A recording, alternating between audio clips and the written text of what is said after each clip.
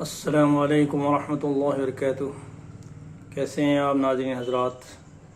میں قاری حفیظ الرحمان آپ کو جمعہ کی مبارکباد پیش کرتا ہوں، اور جمعہ کی جتنی سعادتیں ہیں اللہ تعالیٰ وہ سب آپ کو نصیب ہوں۔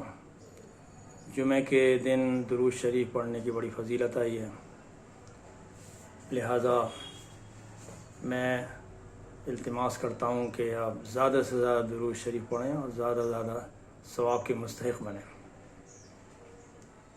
اب میں سورہ انعام کا 5واں رکوع پڑھنے جا رہا ہوں، اس کے ساتھ ترجمہ کروں گا انشاءاللہ۔ سماعت فرمائیں۔ اعوذ باللہ من الشیطان الرجیم، بسم اللہ الرحمن الرحیم۔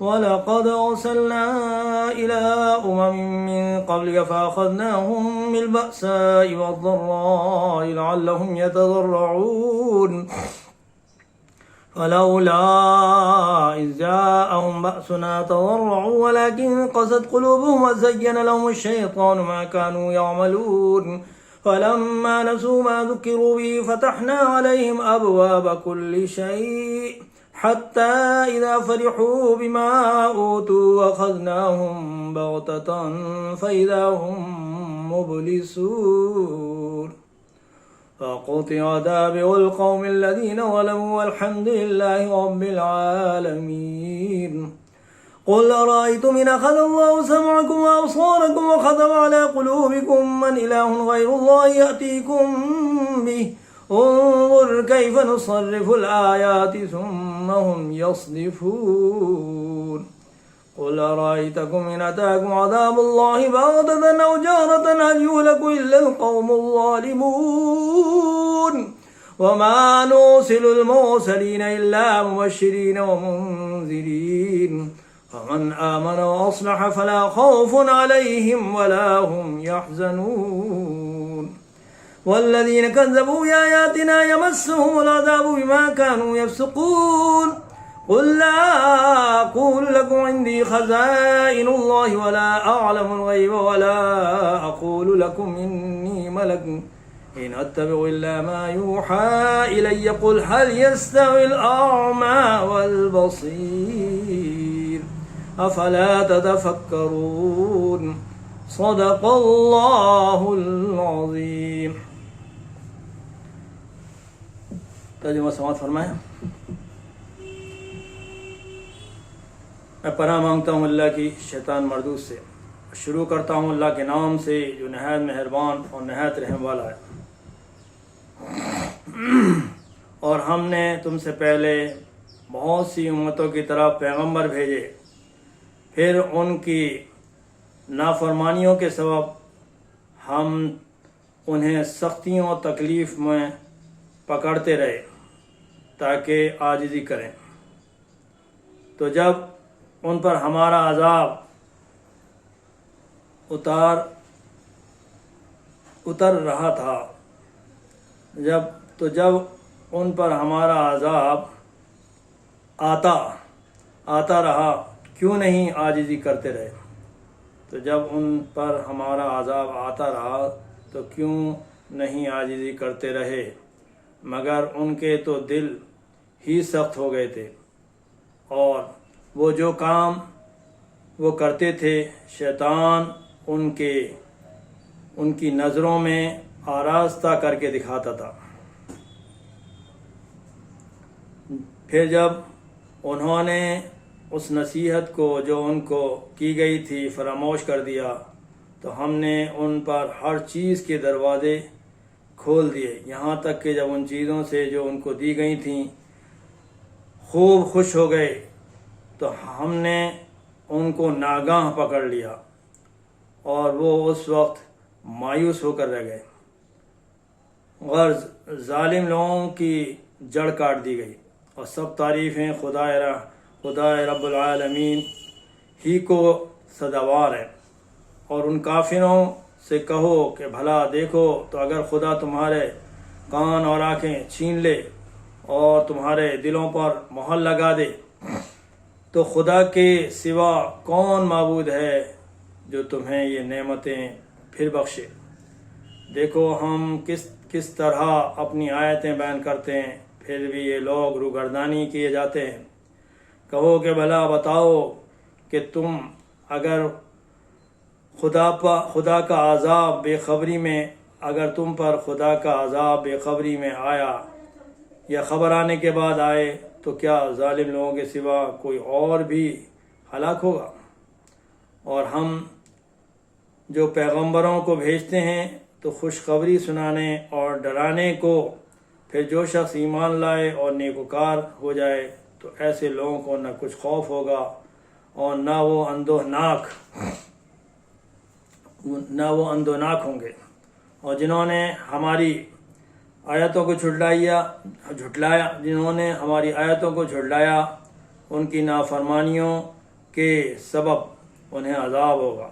کہہ دو کہ میں تم سے یہ نہیں کہتا کہ میرے پاس اللہ تعالیٰ کے خزانے ہیں، اور نہ یہ کہ میں غیب جانتا ہوں، اور نہ تم سے یہ کہتا ہوں کہ میں فرشتہ ہوں۔ میں تو صرف اس حکم پر چلتا ہوں جو مجھے خدا کی طرف سے آتا ہے۔ کہہ دو کہ بھلا اندھا اور آنکھ والا برابر ہوتے ہیں؟ تو پھر تم غور کیوں نہیں کرتے؟ وآخر دعوانا ان الحمد للہ رب العالمین۔ اب میں نماز جمعہ نہ پڑھنے کی سزا ہے اس کو ذکر کروں گا۔ رسول اللہ صلی اللہ علیہ وسلم نے فرمایا کہ لوگ جمعہ کی نماز چھوڑنے سے باز آئیں، ورنہ اللہ تعالیٰ ان کے دلوں پر مہر کر دے گا، پھر وہ بڑی غفلت میں پڑ جائیں گے، اور مہر کرنے کا انجام یہ ہوگا کہ جب غفلت بڑھ جائے گی تو سوائے دوزخ کے کوئی ٹھکانہ نہ ہوگا۔ اور جو لوگ جمعہ کی نمازیں نہیں پڑھتے میں چاہتا ہوں کہ ان کے گھروں کو آگ لگا دو۔ مسلم شریف۔ فائدہ، اللہ کی پناہ، جو لوگ شہر میں رہ کر جمعہ کی نماز نہیں پڑھتے کہ ان پر فرض ہے، حضور صلی اللہ علیہ وسلم ان سے کس قدر ناراض ہوتے ہیں۔ مسئلہ، عورتوں پر جمعہ کی نماز فرض نہیں، ان کو ہمیشہ کی طرح اپنے گھروں میں ہی ظہر کی نماز پڑھنی چاہیے۔ اور اے مردو، گر کرو گے تم ادا اے دوست جمعہ کی نماز، 7 دن کے بخش دے گا سب گناہ وہ بے نیاز۔ 1 ہفتے کے گناہ جتنے ہیں بخشے جائیں گے، 1 نیکی کے عوض 70 کا بدلہ پائیں گے۔ کی نماز جمعہ جس نے مومنوں قصدن قضا، بس جہنم میں ٹھکانہ اس کا لازم ہو گیا۔ ہیں محمد اس سے راضی اور نہ خوش اس سے خدا، ہیں محمد اس سے راضی اور نہ خوش اس سے خدا، بلکہ ناراض اس سے ہو جاتے ہیں سارے انبیاء۔ گر عمل تجھ سے جہاں تک ہو سکے کر عمل تجھ سے جہاں تک ہو سکے کر عمل، تاکہ قبر و حشر کا ہوئے دور تجھ سے خلل، تاکہ قبر و حشر کا ہوئے دور تجھ سے خلل۔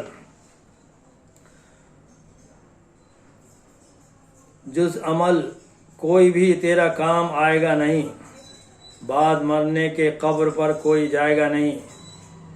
جمعہ کی فرضوں کے بعد کتنی سنتیں ہیں؟ رسول اللہ صلی اللہ علیہ وسلم نے فرمایا کہ جب کوئی جمعہ کے فرض پڑھ چکے تو اس کے بعد 4 رکعتیں سنتیں پڑھے۔ مسلم شریف۔ فائدہ، حضرت امام اعظم اور امام شافعی رحمۃ اللہ علیہ کا یہی طریقہ ہے کہ جمعہ کی فرضوں سے پہلے بھی 4 رکعت پڑھیں اور فرضوں کے بعد بھی 4 سنت پڑھیں۔ اور حضرت امام یوسف کے نزدیک بعد فرضوں کے 6 سنت ہیں۔ اس لیے احتیاط کی بات یہ ہے کہ فرضوں کے بعد 6 سنت پڑھ لیا کریں کہ سب اماموں کے موافق ہو جائے گا۔ نماز پڑھنے کا طریقہ کس نے بتایا؟ ارشاد فرمایا رسول اللہ صلی اللہ علیہ وسلم نے کہ جبریل علیہ السلام آئے اور پھر انہوں نے میری امامت کی اور میں نے ان کے ساتھ نماز پڑھی۔ نمبر 1، پھر میں نے ان کے ساتھ نماز پڑھی، پھر میں نے ان کے ساتھ نماز پڑھی، پھر میں نے ان کے ساتھ نماز پڑھی، پھر میں نے ان کے ساتھ نماز پڑھی، پھر میں نے ان کے ساتھ نماز پڑھی۔ فائدہ، اس حدیث کا مطلب یہ ہے کہ جبریل علیہ السلام نے حضور صلی اللہ علیہ وسلم کے ساتھ 5 وقت نماز پڑھی اور نماز پڑھنے کا طریقہ بتلا دیا کہ حضور اور لوگوں کو بھی اسی طرح نماز پڑھنے کا طریقہ بتائیں۔ امام کو ہلکی پھلکی نماز پڑھانا چاہیے۔ حضور صلی اللہ علیہ وسلم فرماتے ہیں کہ جو کوئی لوگوں کو نماز پڑھائے یعنی امام بنے تو اس کو چاہیے کہ ہلکی پھلکی نماز پڑھائے، کیونکہ لوگوں میں کمزور اور بوڑھے اور بیمار ہوتے ہیں۔ بخاری شریف۔ فائدہ، اگر اکیلا نماز پڑھے تو جتنی چاہے لمبی نماز پڑھے۔ وآخر دعوانا الحمدللہ رب العالمین۔